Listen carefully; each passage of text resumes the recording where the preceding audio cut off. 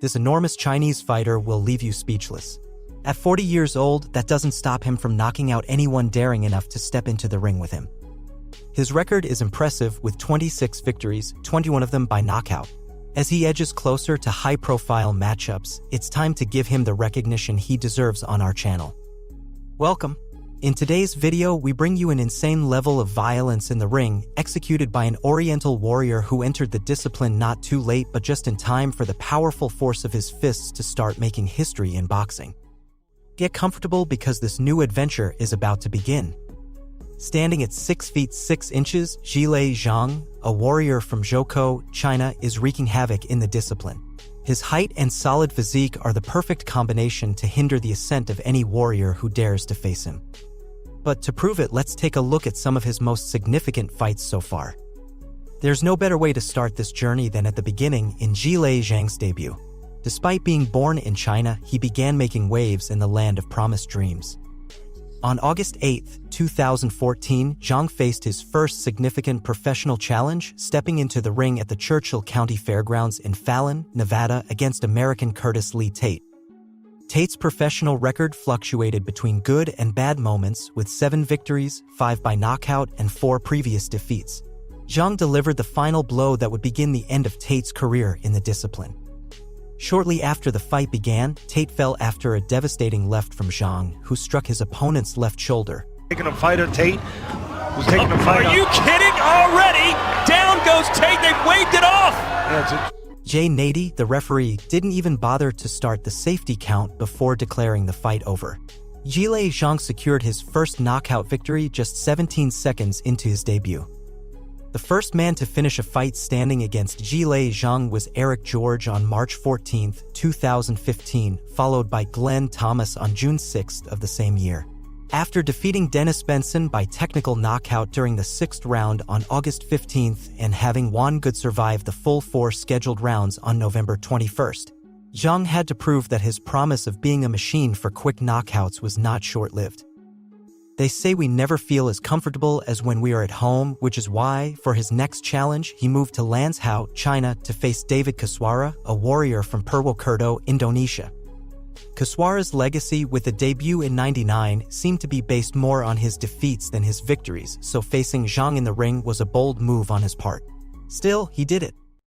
From the bell's sound, Koswara showed fear against the imposing opponent Zhang represented in the ring. Retreating until he hit the ropes, he had no escape, and Zhang began to test how firm his guard was. Koswara tried to execute his weak offensive against Zhang, but his fists were made of air when compared to the strength of his opponent's resistance. By the time Zhang started his attack, it was only a matter of seconds until a hard left punch reached Koswara's head, making him collapse backward onto the canvas.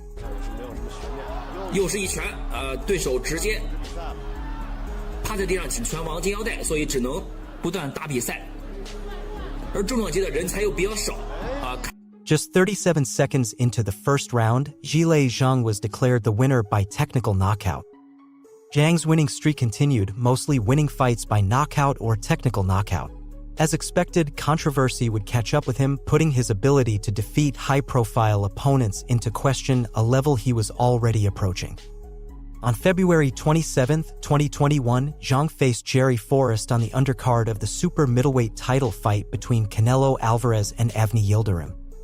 Zhang started the match strong as expected, and his aggressive offense led to 3 successful knockdowns in the first 3 rounds of the fight. Forrest came back. Oh, and that straight left hand as Forrest was throwing. Get a ton of respect from people. Oh, and a big right hook, and that sends Forrest down. It seemed that Forrest would go down in history as just another one who served to reaffirm belief in Zhang's unstoppable power. However, Forrest managed to recover from the powerful blows he suffered early in the fight and fought for a majority draw. In the last round, but it's going to take a lot of energy from your legs, and you got to keep punching just like that. And he caught Forrest's moment right now. Caught him again. At the end of the match, the judges' scorecards read 95-93, 93-93, and 93-93. Zhang's eagerness to win played a bad trick on him in the 9th round when he was deducted points for excessive holding, explaining the irregular scores as he held Forrest more than necessary in an attempt to intimidate him. Not necessarily a defeat, Zhang couldn't boast of having beaten Jerry Forrest, but this would only be the prelude to the turbulence he was about to experience on his personal journey. Shortly after the fight, it was revealed that Zhang was hospitalized and diagnosed with anemia, high enzyme levels, and low-level kidney failure, conditions that may have caused severe dehydration. It was time to battle against himself and prove that he could continue to be a lethal machine in the boxing ring despite his health complications. Moving forward in his story, destiny would play a bit with Zhang's desires before giving him a lesson in humility, making him taste the bitter flavor of defeat. His bout against Filip Hrgovic was scheduled for May 7, 2022, in a fight for the International Boxing Federation title. Still, it couldn't take place because the Croatian withdrew after his father's death, claiming he hadn't had the necessary concentration during his training period. Destiny seemed to smile at Zhang after Scott Alexander was appointed as a replacement fighter, although their bout moved from the co-main event to the undercard. Zhang would demonstrate his power by winning by knockout in the first round, as he had done so many times before.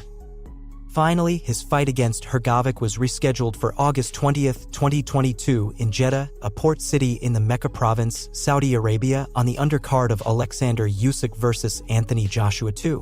Everything seemed to be going well that night after Zhang knocked down Hrgovic in the first round with a powerful right punch, but his power was not enough to keep him on the canvas.